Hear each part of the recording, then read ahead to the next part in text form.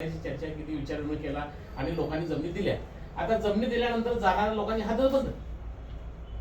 हा प्रश्न आहे की त्यामध्ये गोकुळ शिरगाव आहे, तामगाव आहे, नेरली आहे, हलसवडे, सांगवडे, वसवडी ह्या गावांना जाणारा तो रस्ता आहे आणि तो आता त्यांनी बिनकानून बंद केला. परवाच्या मीटिंगमध्ये लोकांचा उद्रेक झाला, लोकांनी तिथं गेटवर आंदोलन केलं मोठं. आता ह्या प्रशासनानं जर ह्याच्यावर दुर्लक्ष केलं तर जनक्षोभ होऊ शकतो ना.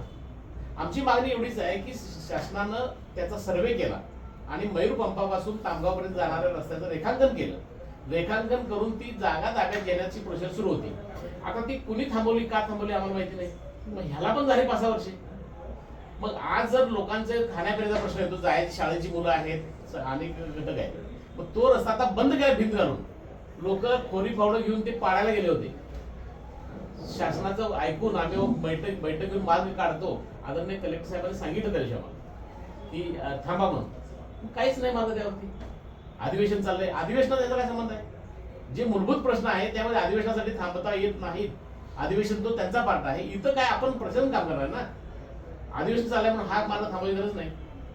त्याच्यामुळे आमची कळकळीची विनंती आहे की शांततेच्या मार्गाने लोक आपल्या रस्त्याची मागणी करतायत आणि आपण दिलेल्या जमिनी आहेत तिथं, त्यातून आम्हाला जायला वाट पाहिजे. दुर्दैव प्रश्न आहे. तर प्रखर आंदोलन होऊ नये या अपेक्षेनं शासनाने लवकरात लवकर मार्ग काढावा आणि तो रस्ता काम सुरू करावं ही विनंती आहे. दुसरा अजून एक विषय प्राधिकरण